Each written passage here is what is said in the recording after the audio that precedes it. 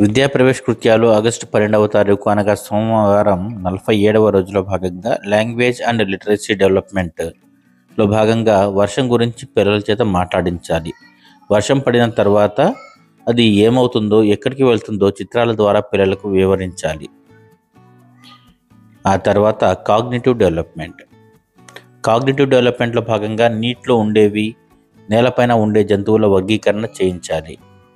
రకరకాల జంతువుల flash cards చూపించి నీటిపైన, నేలపైన, చెట్లపైన నివసించే ఈ జంతువుల వర్గీకరణ చేయించాలి. ఫిజికల్ డెవలప్మెంట్లో భాగంగా పేపర్తో ఫ్యాను మరియు చేప ఆకారాలు తయారు చేయించాలి.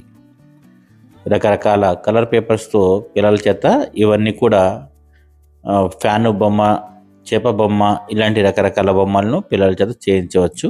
మా ఛానల్ని ఇంకా సబ్స్క్రైబ్ చేయని వాళ్ళు తప్పకుండా సబ్స్క్రైబ్ చేయండి. అలాగే బెల్ ఐకాన్ క్లిక్ చేసి ఆల్ సెలెక్ట్ చేయండి. Thank you so much.